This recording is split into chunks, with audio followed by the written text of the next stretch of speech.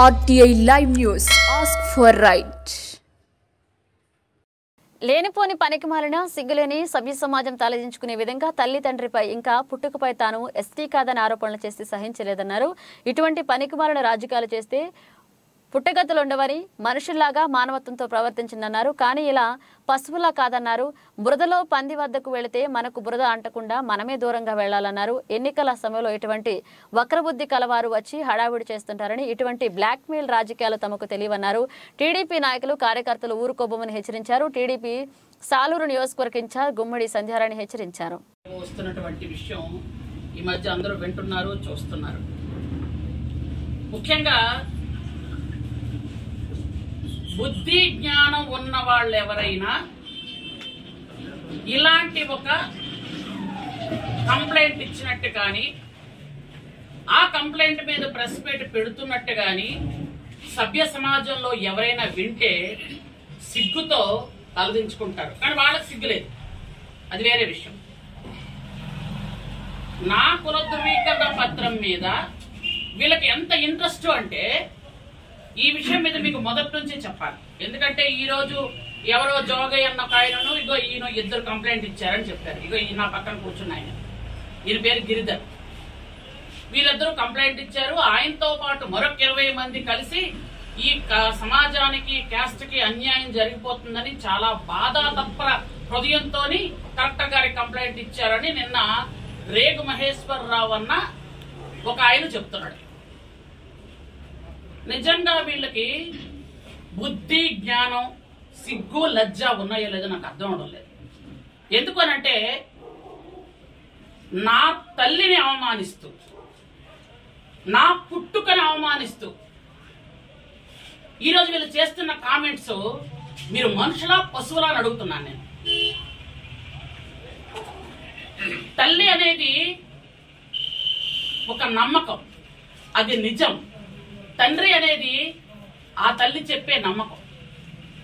ఈ రోజు నేను కూడా కంప్లైంట్ ఇవ్వచ్చు, కానీ నాకు సభ్యత ఉంది. ఎవరెవరైతే చేస్తున్నారో, చేయిస్తున్నారో ఇవన్నీ నాకు తెలుసు. నేను మీ మీద కూడా కంప్లైంట్ ఇస్తాను. ఇక్కడ కూర్చున్న వాళ్ళు ఎవరైనా, రాష్ట్రంలో ఉన్న వాళ్ళు ఎవరైనా నీ తల్లికే నువ్వు పుట్టావు అని అడగమని చూస్తాను. ఇతనే తండ్రి అని చెప్పనండి. తమాషాలు ఉందా మీకు? ఈ విషయం వద్దులే అనుకుని నేను చాలా సార్లు వదిలేశాను. ఎందుకనంటే బురదలో పంది ఎప్పుడు దొరుకుతూనే ఉంటది. ఆ పక్క నుండి ఎవరు వెళ్ళినా ఎందుకు అనవసరం మన మీద బురద పడుతుంది కదా అని పక్క నుండి వెళ్ళిపోతుంటారు అందరు. అంటే ఆ పంది దగ్గర భయం కాదు, అనవసరంగా బురద మన మీద పడితే మళ్ళీ కడుక్కోవాలి కదా, మన బట్టలు పాడవుతాయి కదా అని వెళ్ళిపోతారు. నేను కూడా 20 సంవత్సరాల క్రితం నుండి ఇది భరిస్తున్నాను, ఈ రోజు కాదు. కానీ ఇది నా కుటుంబానికి తెలిసి, నా ఇంట్లో బాధపడి, నా వాళ్ళంతా బాధపడతారు ఎందుకులే అని 4 గోడల మధ్యలో జరిగింది కదా అని వదిలేశాను. నేను కాంగ్రెస్ ప్రభుత్వంలో, అంటే కాంగ్రెస్ పార్టీ నాకు టికెట్ ఇచ్చినప్పుడు 99లో నేను పోటీ చేస్తున్నప్పుడు ఇదే రేగు మహేష్ నా మీద కంప్లైంట్ పెట్టాడు. ఎక్కడికి? ఎవరైతే ఎన్నికల అధికారి ఉంటాడో అధికారికి ఇచ్చాడు. ఆ రోజు ఈయన ఎవరితో వచ్చాడు? ఈ రోజు గౌరవ గిరిజన శాఖ మంత్రిగా ఉన్న రాజేందర్తో. రాజేందర్ ఆ రోజు ఇండిపెండెంట్ గా నామినేషన్ వేశాడు.